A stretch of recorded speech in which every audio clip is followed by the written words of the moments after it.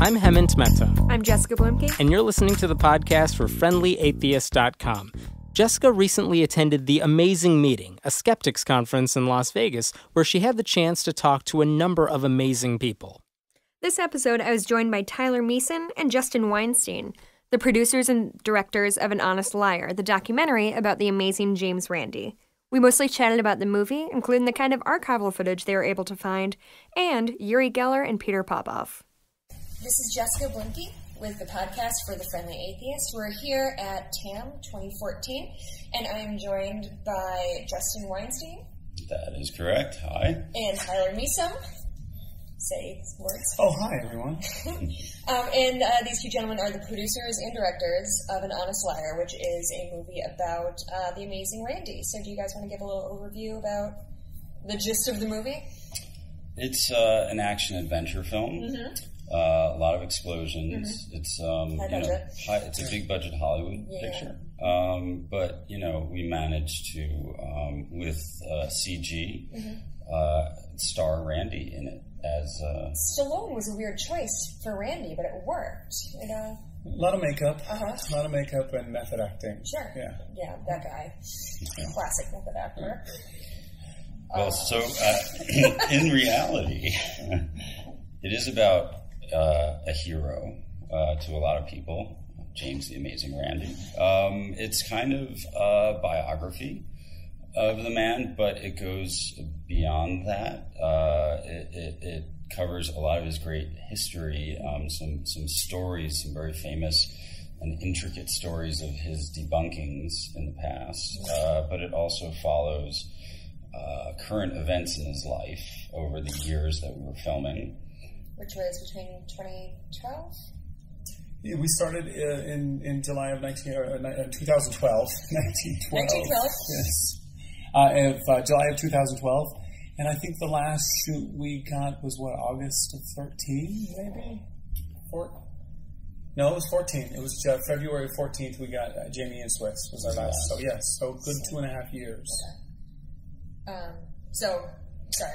Yes. So part of the film covers current day, or let's say the last 2.5 years of Randi's life, which unexpectedly turned out to be a little bit more exciting and traumatic and cathartic than we expected, or he and his partner expected. Mm-hmm. Yeah, and I got the opportunity to watch it last night. It is so good. It was, and I have been hearing about it since I came to TAM last year, and I saw previews, and I think I saw you guys running around with cameras a little bit, or some people running around with cameras. Maybe it was us. That was probably us. And I watched the trailer and was really looking forward to it, and it exceeded all of my expectations. It was remarkable and heartfelt and very well done. And I don't just say that because you guys are sitting here in this room, although, you also are sitting here in this room. Well, thank you so much. Yeah, we really appreciate that. It was really, really great. What inspired this? What made you decide that Randi was the right subject? Well, it's not a question that Randi isn't a great subject for a documentary. We were very, very, very fortunate that no one has yet made a feature-length documentary on his life. Mm-hmm. There's been a lot of media on him. He's done a lot of, he did a PBS special not too long ago. But from birth to now, there's never been a feature-length documentary. So it was something that is very similar in many ways to what Justin and I believe in, and what we, how we live in the mission we believe. Mm-hmm. I was raised as a Mormon in my former life, in this life, and consequently left the faith. And when I kind of got out of it, I realized that I'd spent a lot of my life being deceived, and in turn, being a Mormon missionary, had deceived as well.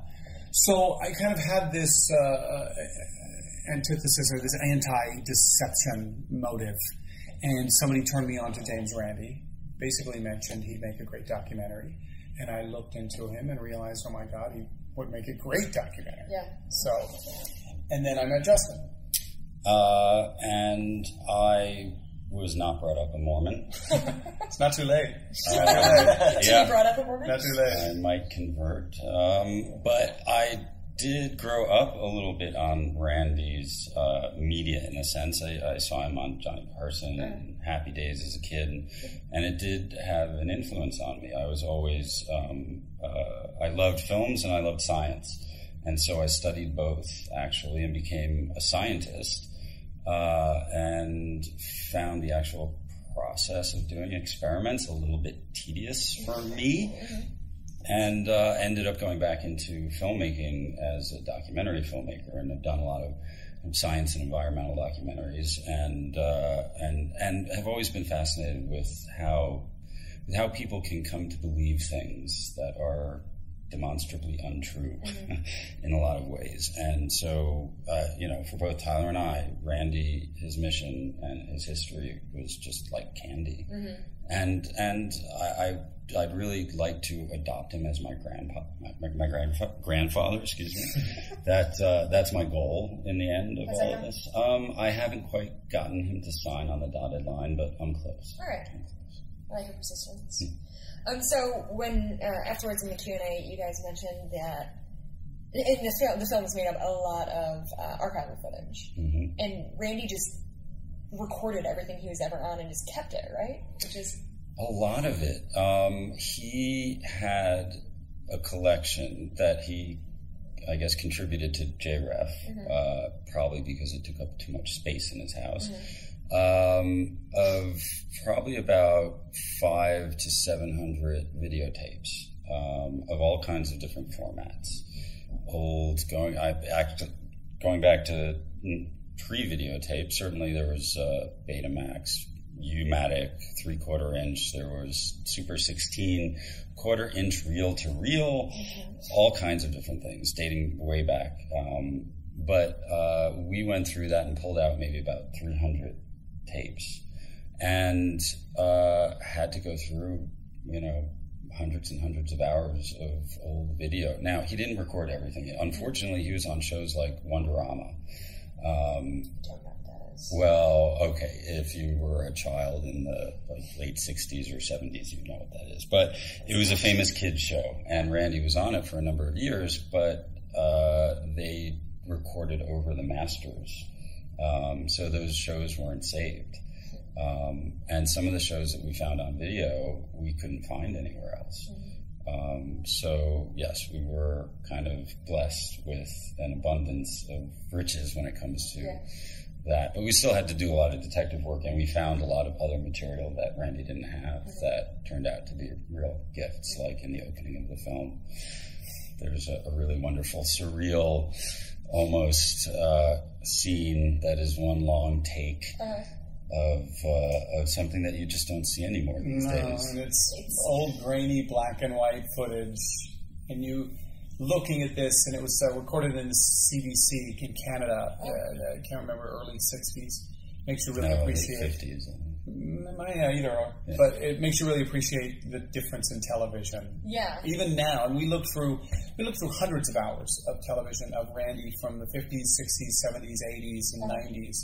And, we almost kind of watch the evolution of television and how quick it's become and how fast people come on a television or a talk show and they're gone. Yeah. Randi would be on the Carson show, and he'd be on for 25 minutes talking only about faith healers. That would never happen in today's world. It's so funny. And you got, I don't know, is it a spoiler that you got Uri Geller? Is that... Well, do we need to believe that? There are bigger spoilers. I think... It's in the trailer. Oh, the spoiler of the... No, that Uri Geller current day? Is he in the trailer? He's in the trailer. Oh, okay. Yes, Uri Geller, Randi's... So you can confirm. Yes, we can officially confirm that Randi's almost lifelong, maybe 30, 40 years now, his nemesis of many, many decades, Uri Geller, did agree to give us an interview for the film. I can't imagine why he just wants to be on camera. Well, first you have to kind of understand, your listeners have to understand, Uri Geller and Randi's history, which is, hopefully they know a little bit about I guess. James Randi. in that James Randi has spent his entire life. Well, James Randi started out as a world-famous magician, and then he became the foremost debunker of paranormal claims. He kind of spent his life going after faith healers, spoonbenders, psychics, and people who are using the tricks of magic, not for entertainment, but rather for deception. And the top psychic of the 70s and 80s, and probably into the 90s, was a gentleman by the name of Uri Geller. And Randi, Uri Geller used to bend spoons, and he would guess what was in an envelope, or he'd do all kinds of like bending keys and silly psychic tricks. He became very, very, very famous. On the other end of it, and very wealthy. And on the other end of it, Randi saw him doing these simple magic tricks and deceiving an entire generation of people, and it caused him quite a bit of anger, if you will. And so he decided to fight it. So he went on television, and Uri Geller would go on television and bend a spoon, and Randi would go on television the next week and say, he bent it this way. And they really had a back and forth, and we profile it quite a bit in our film. So, it's always been a very contentious relationship between the two. I wouldn't say they like each other in any way. There have been, it gets a little more personal. There were lawsuits. Geller, this isn't in the film, but it is kind of public knowledge. It's out there that, he spent a lot of time suing Randi for libel. Defamation, and Randi had to spend a lot of money and time defending himself. So there's no love lost between the two, but at the same time they kind of had this not codependent relationship, but symbiotic, because I think they both made each other more famous. If it were maybe just Uri Geller appearing on TV, maybe after a little bit people would get bored of it and he'd go away. But once it becomes controversial, then it's more interesting. And for Randi, as a skeptic, having a good target to make himself more visible as a skeptic helped him promote himself. So, they both admit that they, raised each other's profiles in a certain way, but don't necessarily go so far as to, although Geller says thanks to the skeptics, because they made me. He said doubt, controversy is, priceless. I thought one of the most striking parts of the film was the discussion of Peter Popoff, who, again, for listeners, he was a well-renowned faith healer, and was famously found out by why don't you guys say it? Because you're... Well, so let's not give this totally away, even though it's also out there, but for anybody who's not aware of it, it might be more exciting to see it in the film. But Peter Popoff, was a very famous faith healer beginning in the 80s, I believe, who would go around the congregation seeming to know information about people, their names, their addresses, the kind of maladies that they had, what they were suffering from. And it appeared to be getting this information from God, and so would impress everybody and basically get people to donate more money and, believe that he was healing them. And he became very, very rich. He was earning, I think, $1 million a month. And Randi came in and basically, through this almost Ocean's 11 kind of investigation, sending people in undercover, kind of step by step, where is this information coming from? How is he getting it? Figured it out and debunked him in a very dramatic way.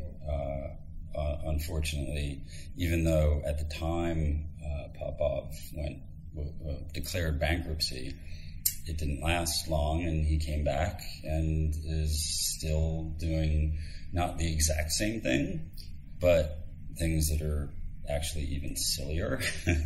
And he's still on TV, and he's still making millions of dollars. Tyler, last night we spoke a little bit about a documentary you worked on before this one, and it was called Sons of Perdition. Yeah, it's a film I produced and directed, and it's about kids who were kicked out of polygamy, Mormon polygamist kids. And we followed 3 boys who had been kicked out from the ages of 15 to 16 after they had been exiled from this community, and kind of watched them adapt to a world they didn't know anything about. And clearly they're kicked out because when every man has multiple wives, is that Sure, it's essential mathematics. Yeah. Naturally, if you are a man and in order to get into heaven you have to have 4 wives, which is their commandment, or more if you want, then you have to get rid of some of the boys, because it's 50% men and 50% women by and large, so they get rid of some of the boys. I mean, there's more to it than that. Sure. They try to keep the good ones, if you will. And most of these time, these boys have no education, little contact with the outside world. They're told they're going to hell, and they're just sent out into a world they know nothing about. And they can no longer see their parents, family, mother, sister, brother again. So it's heartbreaking, but in some ways, it's beautiful to see them kind of experience life anew. Well, I think both of these things, the Popoff thing and your doc, really speak a lot to... In the skeptics community, people often deal with the what's the harm question. If, I take this pill because I think it's going to make me smarter, what's the harm? It's not actually doing anything bad for you. But when you look at these glaring examples, there's a huge amount of harm.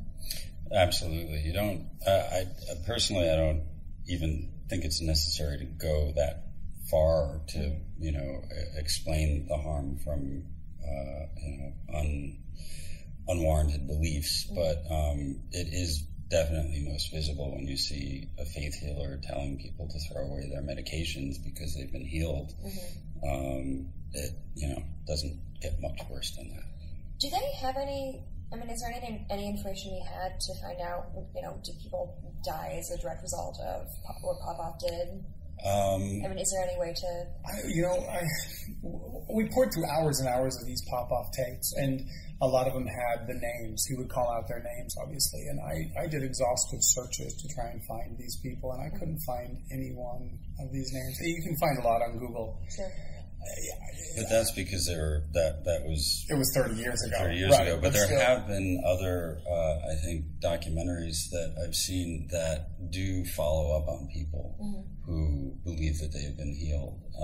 And then essentially what happens is they find out that they're not healed, but that doesn't deter them from believing that they were, and now it's a relapse, or, basically they find a way to justify the fact that they're not entirely healed. So it doesn't necessarily alter their belief system when they learn that. And, the thing is, a lot of it is also theatrics. For example, what they do is anybody who comes in walking with a cane, they offer them a wheelchair.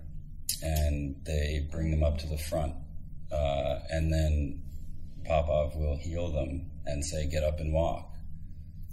But they know that they can walk. Yeah, but nobody else does. But they still buy into it. They still think that they're healed even though they're walking like 5 minutes ago. Well, it's not that they said that they couldn't walk. And it'll be something like he'll ask them, so you've got, hip problems, or, and that's been hurting you, and, you have trouble walking. Now you're healed. Get up, walk, run, and so it seems he didn't necessarily say you could not walk before now, right? Now you're healed, get up, right? How did you watch over his voice? It's like nails on chalkboard. He's good at what he does. Yeah. Every single person that Randi goes up against, these main people, they're good at what they do. They're professionals. You don't make millions of dollars a month like Peter Popoff did without being good at it. Right. And he was. It was, in some ways, it was amazing to watch, to see how good he was at pulling the wool over these people's eyes night after night after night after night in a different city. How much, what was you said he started I'm going to use regular words in a second. You started filming in 2012. What was the process leading up to that? Like, did you have a period of research, or were you researching and going over these videos while you were filming? We really just dived. First, we just dived in with the camera because we started. Basically, we met 3 weeks before Tam, I think, or maybe a month, maybe 3 weeks. Yeah, and decided, okay, let's do this together. And Tam was coming out. So you two met for the first time? Yeah. Okay. We met at a film festival, and we're talking about Randi, and hey, this is right. And did one of you have the idea? Like, did one of you come in like, this is what I want to do? Somebody had mentioned it to me a week or two, or a month or two before, and I had tried to get a hold of the James Randi Educational Foundation, and they said yes. A lot of people want to make a documentary on him, but nobody has. And they watched Sons of Perdition, and they called, and they said, go for it, do it. And it was literally the next day I met Justin. So we kind of just jumped right in. And I had almost forgotten. I talked to the James Randi Educational Foundation, and it had been like 3 months. And I'd reach out every once in a while. But so we just we came to Tam. We flew down to meet Randi.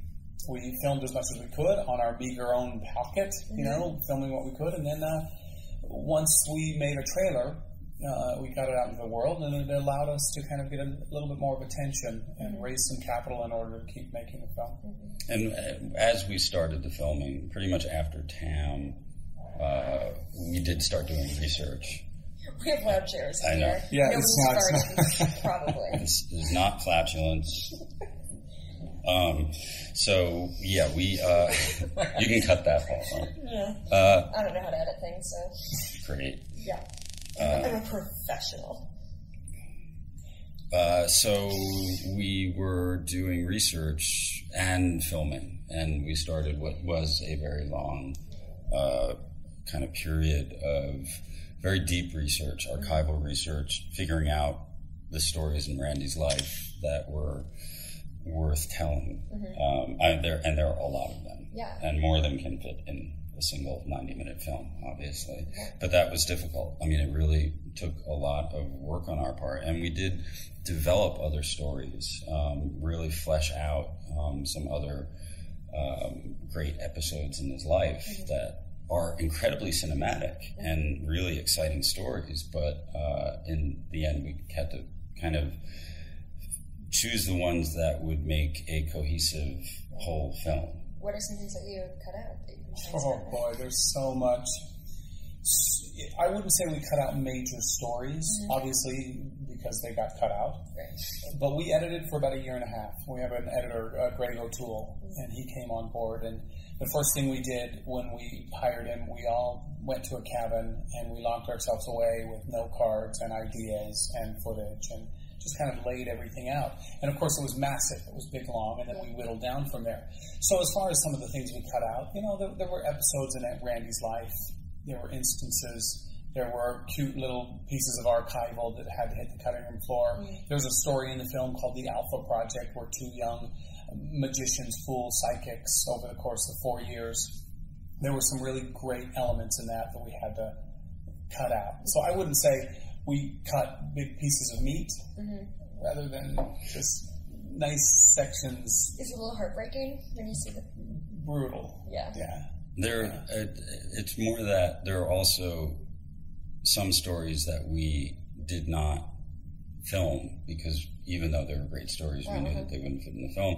There were a few stories that we had Randi tell, thinking that they might be in the film, and weren't able to include them. But not, it wasn't. There are stories in our film that are told by multiple people, like the Popoff story or the Project Alpha. The things that didn't make it into the film might have been just stories that Randi told. Is there potential for a DVD release with some of these kind of added back in? Absolutely. Yeah. Okay. I want to see them. So yeah. You can send them to me. Sure. We'll forward them to you. So you're talking a little bit about the people you interviewed. There's a lot of names that listeners of this podcast would certainly be familiar with. Yeah, we interviewed Penn and Teller, although I won't. I was going to do Randy's joke, which is, Teller said this fascinating thing to me the other day. He said, So but I didn't want to do it Randy because did not walk in the room and tell that joke. No, it's a That bad was joke. Justin. You're going to cut that out, please. Nope. You're going to figure out This how is to. all gold. Jeez. Well, it's not my joke. It's Randy's joke, so don't blame me. We've for heard it about 20 times. Yeah. So we interviewed Penn and Teller, Adam Savage, who's great, and really, Like a great guy. he's a great guy, really nice, generous, and very insightful. And he's one of Randy's disciples. I mean, he says Randy is the original MythBuster. Bill Nye, Richard Wiseman, Jamie Ian Swiss, Uri Geller, of course. We got Michael Shermer is in there, Ray Hyman, Alice Cooper. We interviewed Richard Dawkins and some other people, and a lot of in the beginning we were getting just people telling us how great Randy was, Right. before we kind of got to a place where we knew what the stories were. And so there were a few people that we interviewed early on that didn't make it into the cut that I would have loved to have come back to interview, but we didn't have time. Well, so what you're saying is they were just saying, this is my experience with Randy, and then you wanted more specific details or details about... The film took on a lot of... when it started, it was very broad. Uh-huh. It almost became like Randy and his followers and the movement of skepticism. And then we realized that, it's much more interesting to just tell the story of Randy. So we kind of had to narrow it down. Some of the early interviews were nothing more than research. Okay. For what we were doing later. The good thing is that most of the people, in fact all of the people we interviewed, were very adept at speaking. They're entertainers, they're magicians, they're used to being on TV. So we were really able to get good, solid, concise interviews, and they knew exactly how to say it and what to say. Yeah. Oh, God, It really helped. Great for people who are used to working with, you guys make movies, but you don't work with people who... Yeah, although I respectfully disagree with Tyler in that we did, and I mean, yes, to a large degree, Adam Savage, Bill Nye, they're, and Penn. Well, Penn is a great speaker, but everybody can go off in different directions.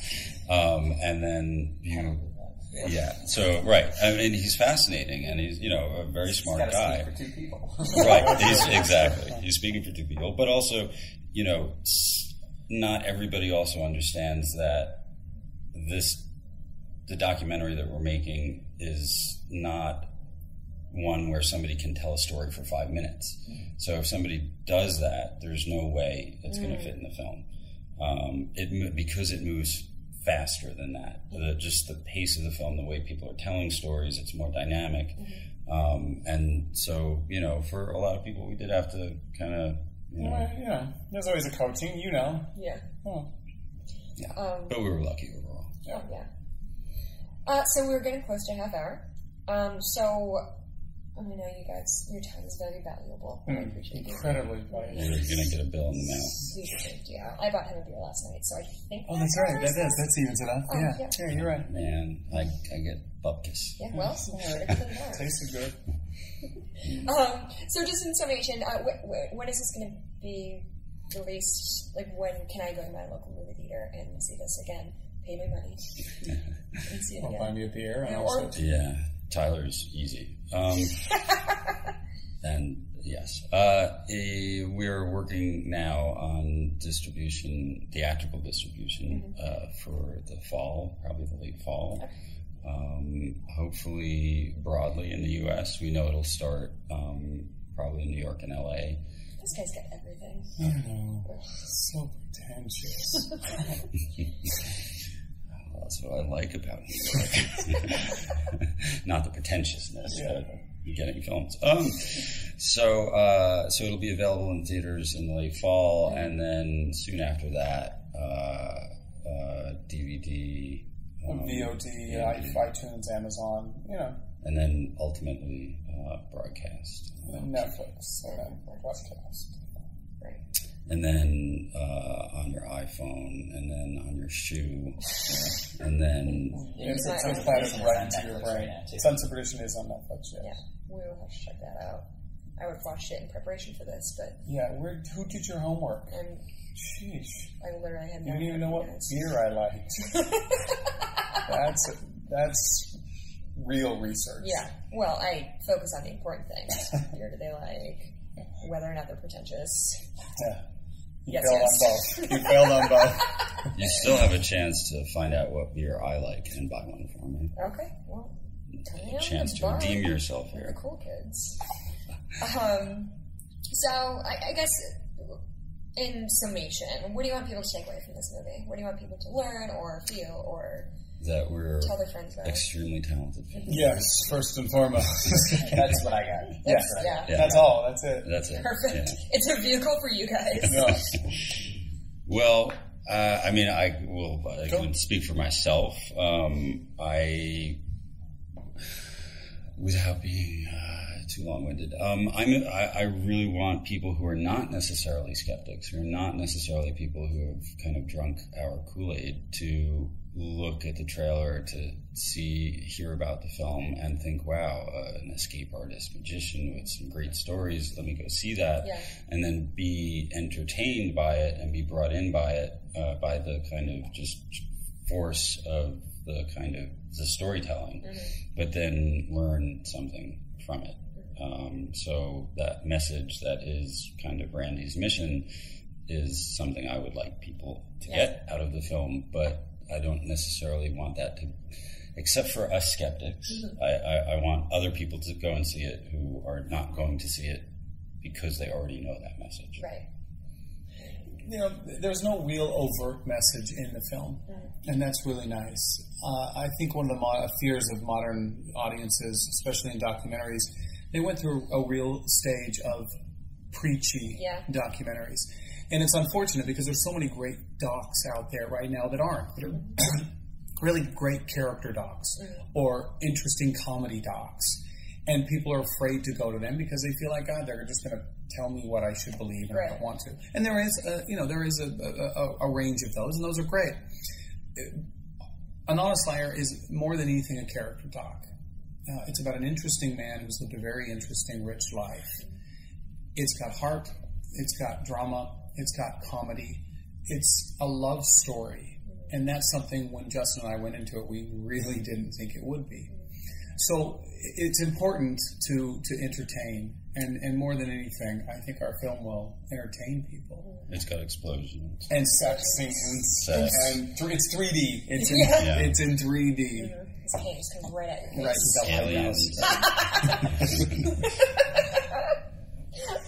Okay, well, on that note, that's going to do it. Thank you guys for your time. Thank you for coming. Thank you for the film. Pleasure. I really can't say enough good things about it. Thank Although you so we much. Just spent a half hour doing just that.